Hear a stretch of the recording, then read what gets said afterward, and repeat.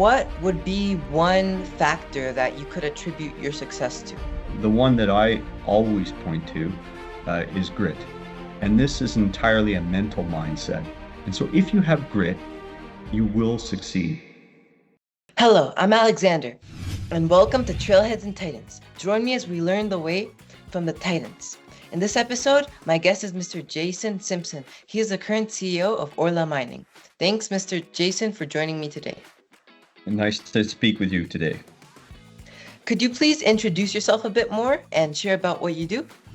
Sure. Yeah, I'm Jason Simpson. I'm the Chief Executive Officer of Orla Mining, a company that's been in existence for about 10 years, a gold mining company that operates in the Americas. My role is to set strategy that grows the value of the company to the benefit of all of our stakeholders. Those stakeholders, of course, include our employees, shareholders, and the communities where we operate.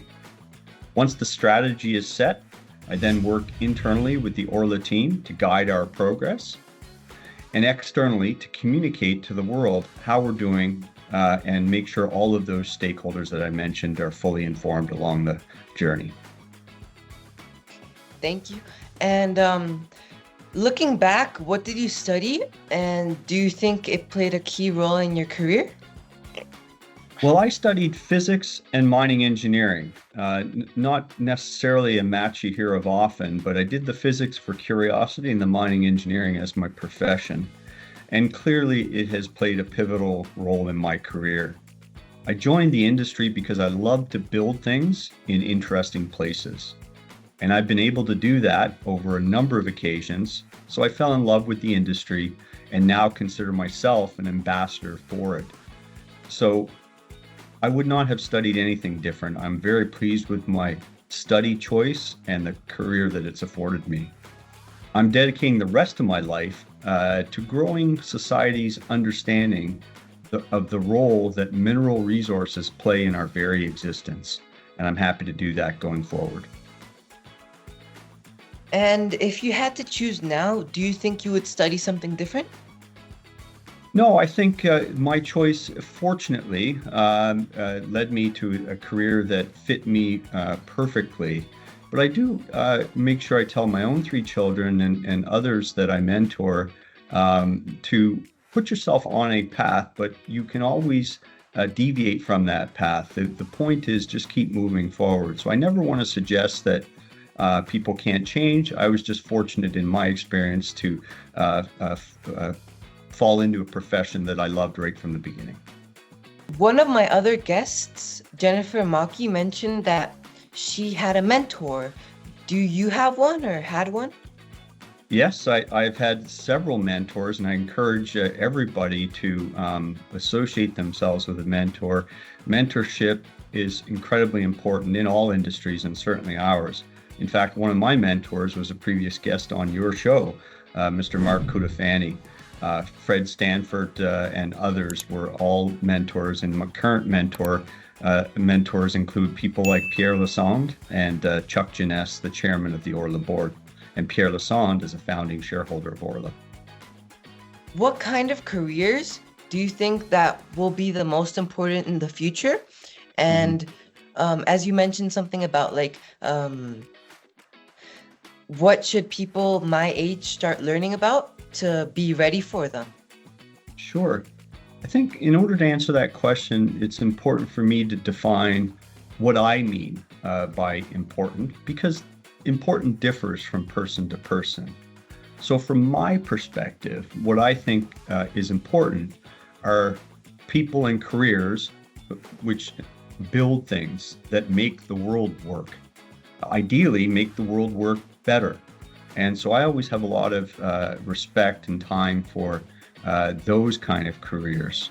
There are certainly other careers which perhaps have more fame, more compensation, and other attributes. Being a professional footballer would be an example of that. But in my opinion, that's less important to building a better world. I've always provided the same advice to young people about their careers. And what I ask them to consider are two things. First, what do you like doing, both on the job and off the job? And second, what would you like your lifestyle to be? It's important to consider those two things together, to consider not only what inspires them professionally, but how they like to spend their time personally. Considering both is, in my opinion, is crucial to selecting a career that will make you happy in life. For example, if you like spending time at home with family, a career like mine, involving extensive travel, might not be ideal. On the contrary, if you're fascinated by different cultures, a role that keeps you in one place could also make you unhappy. And lastly, if you like expensive things, choosing a profession that compensates modestly would make your life a challenge. So the key for young people is to select a career which interests you professionally, but affords you the time, space, and benefits for the things that you also enjoy personally. You do need to consider your personal life and professional life. As well as one of my other guests, that his name is Rohitesh Dhawan. When I spoke to him, he mentioned things like EQ and IQ and other things like AI. And how do you think AI will impact the mining industry, or has impacted? I'll start with AI and then I'll move back to EQ and IQ. AI will impact every industry. I don't think there's any confusion about that. What sometimes is discussed is the impact and potential negative impacts that such a technology could have. My perspective on it is that AI, much like the advent of the internet, will be a crucial tool that we all utilize to make our professional lives easier and our personal lives richer. So I encourage the use of new tools and technologies, certainly in our industry, but all industries. And while doing so, of course, we have to make sure that we take care of and protect the risks that are associated with that kind of technology. But I see it as a new tool available to all of us that we should all learn to use responsibly to improve our lives and workplaces. The difference, moving back to EQ and IQ, I can attest that to be successful in any career, both things are important. You need certainly intelligent capability, but you also need social capability, describing EQ, to be able to work with teams. There are very few positions which are solitary. Most positions not only require strong intellect, but also require strong social capability to work amongst teams, lead teams, or be members of teams. And so as you grow yourself and your career and all of your listeners, I would encourage them to develop not only their intelligence, but also their social capability so that they'll be more effective in the world that they're going into. What's the best piece of advice you've ever received, and it's something that you still think about to this day? Sure. One of the first pieces of advice I received in the first year of my career was the specific advice was to see as many head frames as you can while you're young. Although the advice wasn't specific to underground mines, the advice was to see as many operations as possible before priorities like children come into your life. And so how I would summarize that advice for your listeners is saying yes to opportunities when they are presented and overcoming the inherent inertia to change is always something I still think about. So on an almost daily basis, I try to say yes to more things than I say no to, because each of those things and those experiences can grow you and enrich your life. Moving back to the subject of EQ and IQ, Rohitesh Dhawan, his opinion on it was that he thinks that EQ will be more important in the future, as AI will be able to do more of the things that require like IQ and stuff. What is your opinion on that? Well, I've certainly been the benefactor of Rohit's perspectives for a number of years, and certainly appreciate them and would agree. The concept that he would describe is that AI will, in many cases, aid us as a tool for things like intelligence, but where it might not be able to contribute as much is the social capability of EQ. And to be able to use, as I described, a tool like that to aid us with the intelligence portion simply makes it more important that we can then deploy that tool into the world through social process and EQ. And frankly, in my own personal experience, I've been successful more because of my EQ than my IQ, if I could be so humble as to say that. And so more tools that can help on the IQ side, like AI, will certainly be a tool that I'll secure and utilize my EQ skills to parlay that into successes. So I would certainly agree with Rohit's perspective on that, and I think it's very astute. Was there a time when things didn't go the way that you hoped and failure taught you something that you could never learn from success? Yeah, so of course, many times the wisdom that you learn more from failure is absolutely true.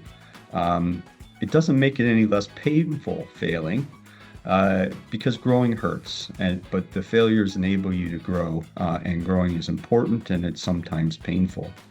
A specific example I could offer your listeners from my own experience was that there were a number of times that I didn't get the international opportunities that I was striving for. As I outlined earlier in our conversation, I joined this industry because I wanted to travel to interesting places.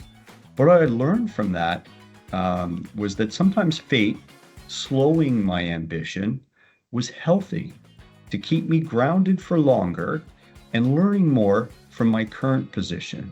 If I was able to obtain all the roles and locations I aspired for, that would result in me spending less time and learning more from my current position. So I think it was healthy, and I learned from that. As the other titans that I've interviewed mentioned, like things like exercise, reading specific books about the economy, etc. What would be one factor that you could attribute your success to? Sure. Maybe I'll offer a new perspective from your previous speakers. The one that I always point to is grit. This is, again, becoming wisdom that it's getting talked about more, but I lived it and can attest that no one person will ever be the smartest and strongest and wisest and most charismatic, any characteristic you choose to name. But what you can control is an absolute unwillingness to yield. And this is entirely a mental mindset. And so if you have grit, you will succeed. It may take longer and may take more effort than others need to put in. But even those others with the superior characteristics might not be willing to endure as long as somebody with grit is willing to endure. And so the single success factor I would offer your listeners is, and has certainly contributed to myself, is grit. Would you mind explaining quickly what is grit? Yeah, so it's a mental mindset which will not allow you to give up, and so you just are unwilling to yield, unwilling to give up. You will just work until the job is completed, sometimes in very difficult circumstances. And more often than not, through my own experience and others that I've seen, their willingness to stick with something until it's done has been the determining factor. And I'd encourage yourself and your listeners to, there's plenty of TED Talks on it, and plenty of other social media coverage on this characteristic. Navy SEALs, are often cited as exemplification of this concept that it's not the physically strongest, it's the SEALs that have the most grit and willingness to endure, that end up becoming successful and not ringing that bell. So that's a philosophy that I subscribe to, and for consideration of yourself and your listeners. And are there any types of habits or routines that you do every day that have helped you succeed, apart from like just that mindset of, like you mentioned, grit and just persevering? Like any actual habits or routines? Yeah, again, I'll offer you one word, and that word would be curiosity. Curiosity about everything. So my view is that learning and growing doesn't happen in semesters through one particular book or a specific experience. It happens through a lifetime of habitually saying why or how about everything, exploring new things, and willingly having new experiences. Doing that routinely over an extended period of time, so a daily habit of asking why is something a certain way, how does that work, will lead to success both personally and professionally, in my experience. So overall, just wrapping up both of those questions, you, even if someone is better than you in some things, if you have more grit and more perseverance, and they lack the ability to actually want to work hard, you would be able to be better than them, right?